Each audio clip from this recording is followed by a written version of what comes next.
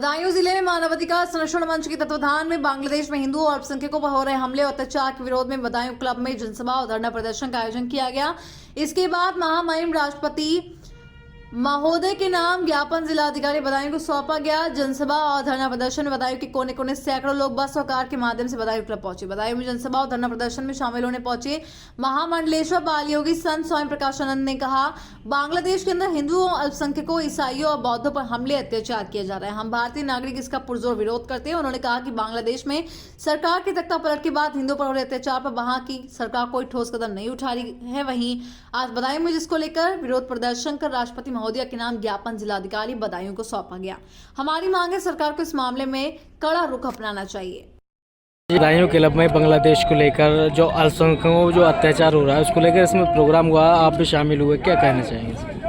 देखिए, जब से सरकार बदली है बांग्लादेश में और जिस ढंग से वहाँ लोगों ने संगठित होकर पहले उसे छात्र आंदोलन का नाम दिया, फिर उसके बाद छात्र आंदोलन के नाम पे पाकिस्तान के लोग, चाइना के लोग वहाँ इकट्ठा हुए और उन्होंने राष्ट्रपति भवन को कब्जा लिया, प्रधानमंत्री कार्यालय को कब्जा लिया और फिर बाद में जो उनका एक षड्यंत्र था वो निकल के आया कि उन्होंने वहाँ के जो अल्पसंख्यक हिंदू थे उनकी बहन बेटियों के साथ बलात्कार, उनकी हत्याएं, उनके घर जलाना, हिंदुओं के मंदिर जलाना। कहने का मतलब ये है कि वो जितना भी वहाँ मानवाधिकार थे वहाँ सब खत्म हो गए और एक ऐसे व्यक्ति को राष्ट्रपति चुना गया जिसको शांति का नोबेल पुरस्कार मिला है और वो उसी व्यक्ति ने सारा षड्यंत्र रचा। मेरा तो ऐसा मानना है कि जो आवाज़ हम लोगों ने आज इस हिंदुस्तान में उठाई है, ये आवाज़ पूरी दुनिया में बांग्लादेश के हिंदुओं के प्रति उठनी चाहिए, जिससे वहाँ कानून भी एक सम्मान हो सके और कहीं ना कहीं जो उन पे अत्याचार हो रहे हैं वो रुक सके। तो देखा जाए तो भैया कि विदेश मंत्रालय है वो भी अपनी ही सरकार में है, वो क्या कर रहा है? वो कर रहे हैं। जयशंकर जी को तो आप बराबर देख लीजिए, कभी रसिया, कभी इंडोनेशिया, इसी उस पर जा रहे हैं कि हमारी जो विदेश नीति है। और आप लगाइए कि ये विदेश नीति का ही तो कमाल है, जो हमारे छात्र बाहर विदेशों में थे और हमारी फ्लाइट से वो वापस आए, ये हमारी विदेश नीति का ही तो कमाल है। आज जनसंख्या कितनी जुड़ी होगी? मेरा अपना आकलन है कम से कम 5-7 हज़ार के करीब। आज के आंदोलन के बाद अगर नहीं सरकार सुन पाती है फिर क्या रहेगा इसका?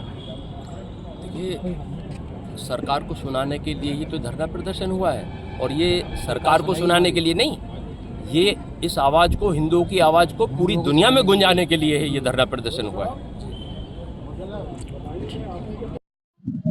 जिस तरह से लगातार बांग्लादेश में हिंदुओं पे अत्याचार हो रहा है, घरों को लूटा जा रहा है, एक जो है वीडियो वायरल होता है उसमें सीधा दिखाई दे रहा था किस तरीके से अत्याचार हो रहा है, सरकार है वो सुन नहीं रही है।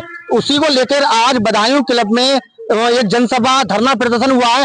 यहाँ पर जो है वैसे तो काफी पदाधिकारी थे वो भी आए थे, कुछ युवा मंच, युवा शक्ति है वो आए हुए हैं। बच्चे पहले हम बात करते हैं। बेटा क्या नाम है आपका? नमस्कार, मेरा नाम पायल गेहार, विभाग छात्रा प्रमुख, अखिल भारतीय विद्यार्थी परिषद। जी।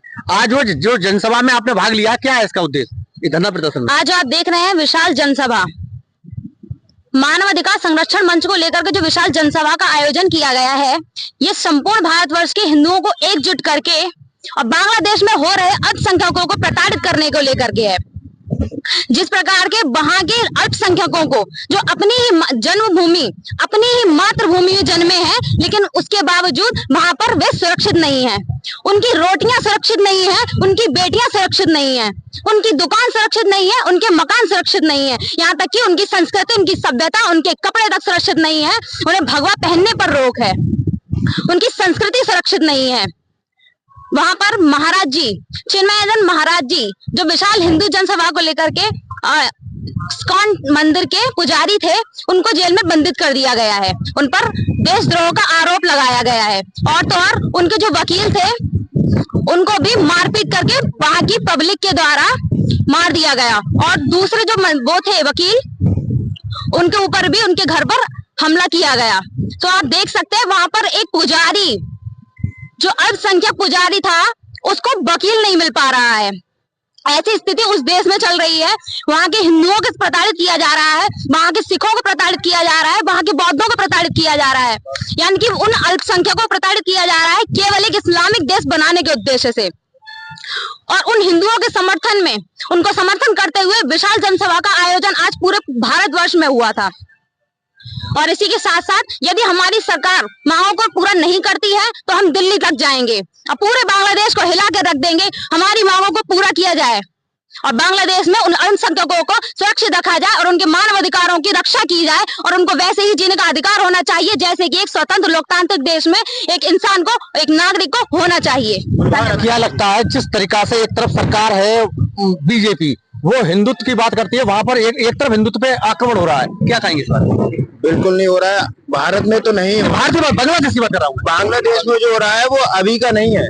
बांग्लादेश का जब भारत का विभाजन हुआ था तो पूर्वी और पश्चिमी पाकिस्तान बना था, जो कि अल्पसंख्यक के आधार पर बना था, जो कि मुस्लिम थे, और वो उस टाइम जो अलग नहीं हो पाए थे उसमें हिंदू जो रह गए हैं, जैसे जैसे पाकिस्तान में बिल्कुल खत्म कर दी गए, 1-2% ही बचे, वैसे ही यहाँ हो रहा है।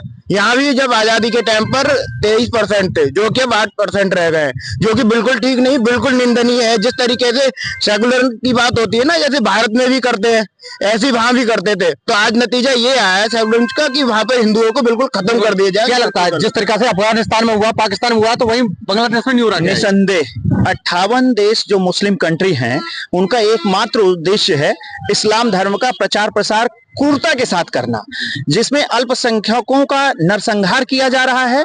उनकी, जैसे कि बहन ने हमारी बताया कि उनकी रोटी बेटी सब छीनी जा रही हैं, उनकी दुकानें नष्ट की जा रही हैं।